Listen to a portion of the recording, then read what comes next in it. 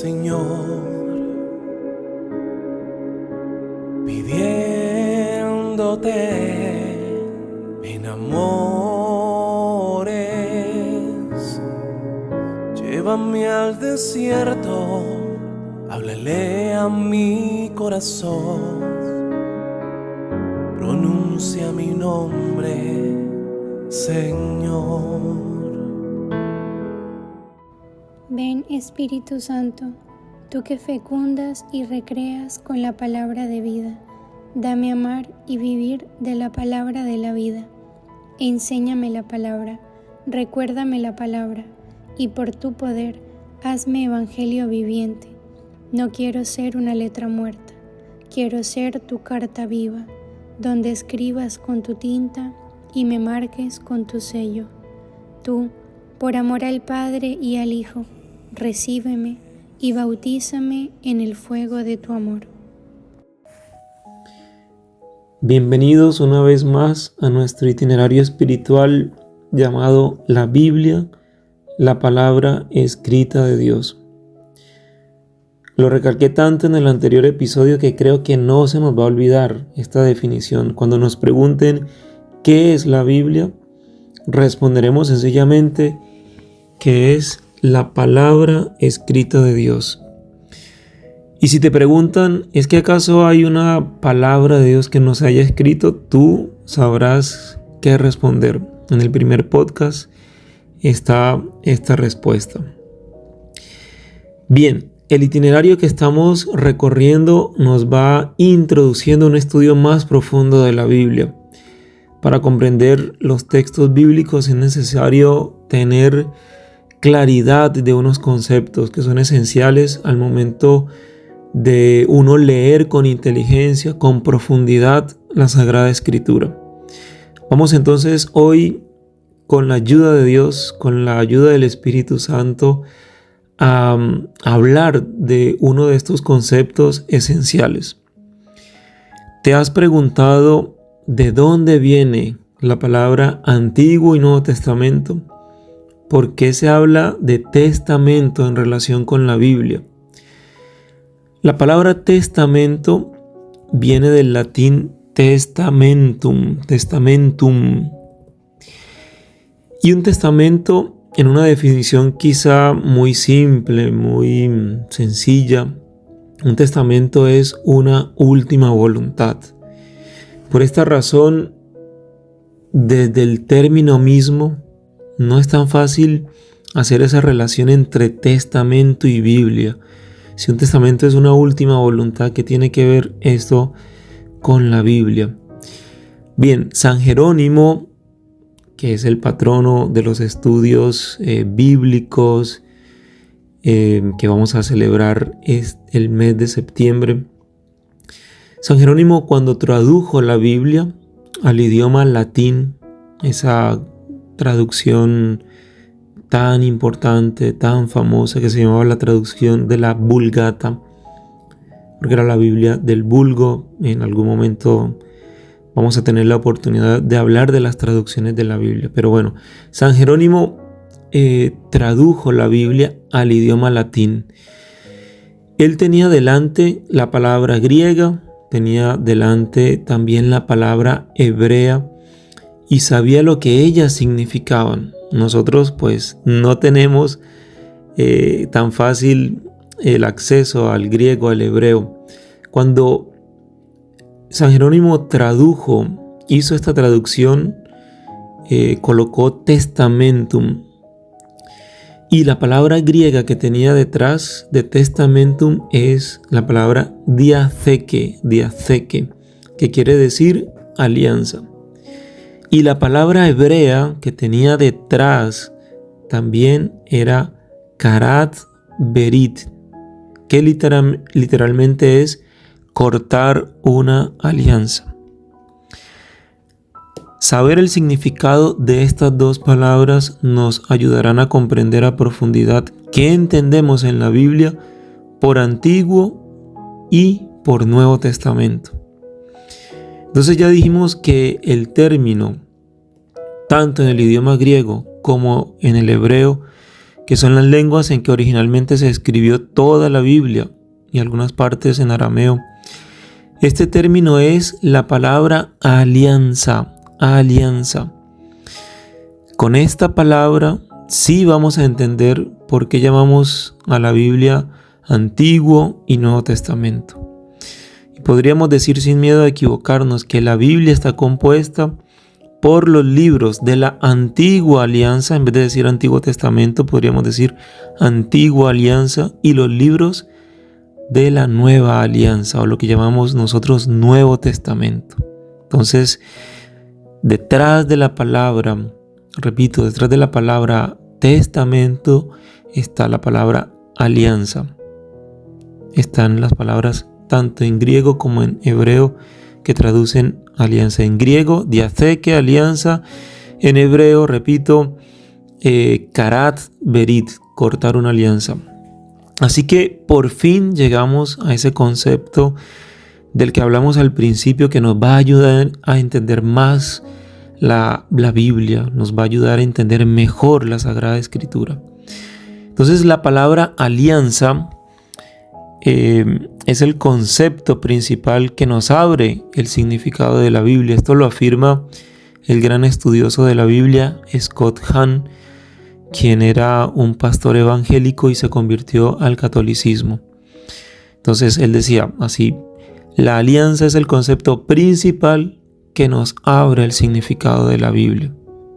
Entonces la alianza es el concepto clave para entender la Biblia. Pero ¿qué es una alianza en términos generales? Otro estudioso de la Biblia, McCarthy, definía la alianza como una relación entre personas que no tienen entre ellas vínculos de sangre. En otras palabras, las alianzas son relaciones que van más allá de las relaciones familiares.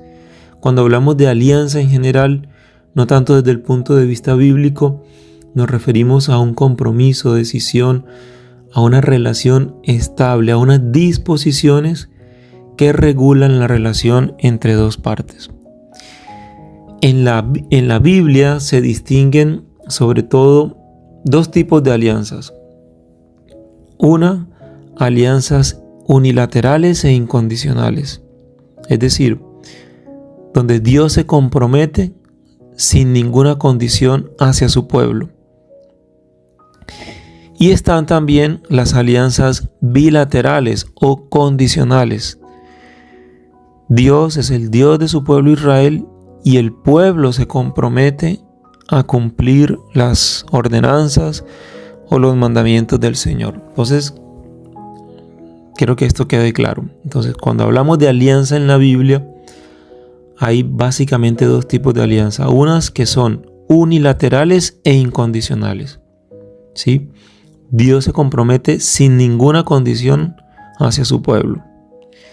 Y el otro tipo de alianzas son las bilaterales o condicionales, donde Dios es el Dios del pueblo de Israel, y el pueblo se compromete a cumplir esas ordenanzas y mandamientos del Señor. Bien, aunque hayan muchos tipos de alianzas, la alianza bíblica se centra, cuando se habla en la Biblia de alianza entre Dios, se centra entre Dios y la humanidad. Básicamente es eso, Dios y la humanidad, o entre Dios y su pueblo, ¿sí? Y es en la Biblia donde se narra y se establece esa relación de alianza. En la Biblia encontramos ese tipo de relación de alianza entre Dios y la humanidad y Dios y su pueblo. Entonces vamos a volver a los términos en griego y en hebreo. La palabra griega diatheke, que se traduce por alianza, es una palabra que se refiere más a las ordenanzas, a las cláusulas que manifiestan una voluntad legalmente establecida. De allí la relación con la palabra testamento, una voluntad que se expresa por medio de mandamientos y preceptos. Sin embargo, detrás del término griego hay otro término que nos lleva a comprender mucho más profundamente el sentido de la alianza. Y es el término que ya habíamos dicho, el término hebreo que es karat berit, que literalmente es cortar una alianza. No tanto hacer una alianza, sino cortar una alianza, cortar algo para que surja una alianza. Y en ese corte hay sangre, lo vamos a explicar luego. Bien, vamos a explicar este término karat berit, vamos a explicarlo, esta concepción de alianza con un texto bíblico que aparece en el libro del Génesis, en el capítulo 15, la alianza que Dios establece con Abraham. Vamos a leer este pasaje con el fin de comprender qué significa esto de karat berit, de cortar una alianza. Las alianzas, como decíamos, van más allá de las relaciones de sangre. Por esta razón es que Dios establece una alianza con la humanidad que no se va a limitar a un lugar geográfico, a una familia, a una tribu específica. De allí resulta que la alianza que Dios establece con Abraham parte de esa primera llamada que Él le hizo a él. El Señor dijo a Abraham, capítulo 12 de Génesis, el Señor dijo a Abraham: deja tu tierra, sal de tu tierra, de tus parientes y de la casa de tu padre, y vete a la tierra que yo te indique. Yo haré de ti un gran pueblo, por ti serán benditas todas las naciones de la tierra. Vemos que el Señor hace salir a Abraham de su parentela, de su tierra. No lo llama a establecer una relación allá en su pueblo, allá donde está él. No, él lo quiere sacar. Recordemos que Abraham es un hombre de Mesopotamia, de una región pagana, de una región donde abundan los dioses. Abraham no es un cananeo. Abraham, es decir, no es de la tierra que después será Israel, no. Abraham viene de Mesopotamia. Este tipo de alianza que a continuación vamos a leer es una alianza unilateral. Es Dios, solo Dios, comprometiéndose a dar una descendencia a Abraham, la cual va a poseer la tierra prometida, y es también incondicional, porque Dios no le va a pedir nada a Abraham, no le va a pedir que cumpla con algo. No hay una reciprocidad, sino que es un don del amor creativo de Dios. Entonces ahora sí vamos a escuchar parte del texto bíblico, parte del capítulo 15, que nos va a introducir y nos va a ayudar a comprender qué es esto de la alianza, específicamente de este cortar una alianza. Entonces vamos a leer el texto. Después de estos sucesos fue dirigida la palabra del Señor a Abraham en visión, en estos términos: no temas, Abraham, yo soy para ti un escudo, tu recompensa será muy grande. Dijo Abraham: mi Señor Dios, ¿qué me vas a dar si me voy sin hijos? Dijo Abraham: no me has dado descendencia, y un criado de mi casa me va a heredar. Pero el Señor le dijo: no te heredará ese, sino que te heredará uno que saldrá de tus entrañas. Y sacándolo afuera le dijo: mira el cielo y cuenta las estrellas si puedes contarlas. Y le dijo: así será tu descendencia. Y creyó en él, en el Señor, el cual se le contó como justicia. Y le dijo: yo soy el Señor que te saqué de Ur de los Caldeos para darte esta tierra en propiedad. Él dijo: mi Señor Dios, ¿en qué conoceré que ha de ser mía? Le contestó: tráeme una novilla de 3 años, una cabra de 3 años, un carnero de 3 años, una tórtola y un pichón. Tomó él todas estas cosas y partiéndolas, cortándolas por el medio, puso cada mitad enfrente de la otra. Y puesto ya el sol, surgió en medio de densas tinieblas un horno humeante y una antorcha de fuego que pasó por entre aquellos animales partidos. Aquel día el Señor hizo una alianza con Abraham en estos términos: voy a dar a tu descendencia esta tierra. Palabra de Dios, te alabamos, Señor. Miremos ahora el rito de esta alianza. Berit, cortar. Aquí claramente se cortan en dos los animales. Antiguamente este rito se hacía para establecer el compromiso entre las partes. Las consecuencias de no cumplir los acuerdos se expresaban de este modo. Ambas partes pactaban, estoy hablando en el mundo antiguo, oriental, en ese tiempo, cómo hacían una alianza. Por eso la Biblia utiliza esto de karat berit, de cortar una alianza. Entonces, ambas partes pactaban, pasaban por en medio de las víctimas, de lo que ya habían cortado, de lo que habían ya sacrificado, y decían, cada una de esas partes pasaba por la mitad y decía: que me pase lo que le pasó a estos animales si no cumplo mis compromisos. Es, por así decirlo, como una automaldición que hacían. Lo que llama la atención del texto que acabamos de escuchar, del capítulo 15 del Génesis, es que Abraham no pasa por en medio de las víctimas. ¿Quién pasa por en medio de las víctimas? Lean bien el texto, recuérdenlo. Es Dios mismo. Es Dios mismo. Solo Dios pasa por en medio de las víctimas. Solo Dios establece esta alianza. Es unilateral. Claro, la hace con Abraham, pero solo Él se compromete. Esta alianza no depende de la fidelidad de la otra parte, en este caso de Abraham, sino de Dios mismo. Él mismo se compromete sin pedir nada a cambio. La alianza con Abraham se culmina, se sella con el signo de la circuncisión. El signo de cortar es una marca que designa el portador de una promesa. Bien, en este sentido es inevitable pensar en estos acontecimientos, lo que le sucedió al gran patriarca, al padre de la fe, al padre de multitudes. Es inevitable pensar sin dejar de remitirnos al Padre, al Hijo de Dios, ¿no?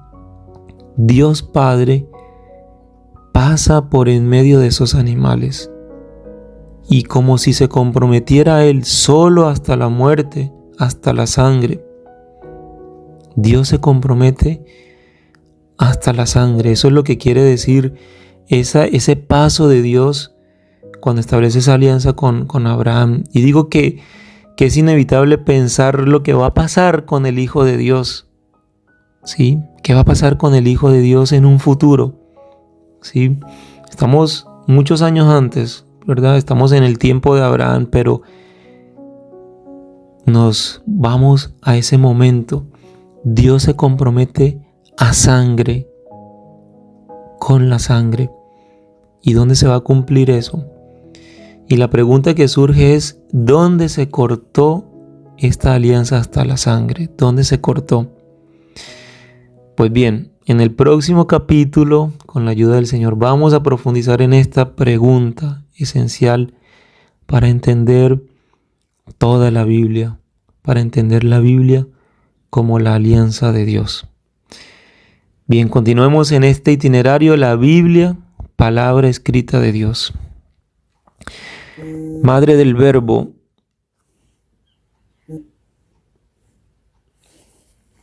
Madre del Verbo hecho carne, haz que escuche, conciba y dé a luz la palabra de Dios. Amén.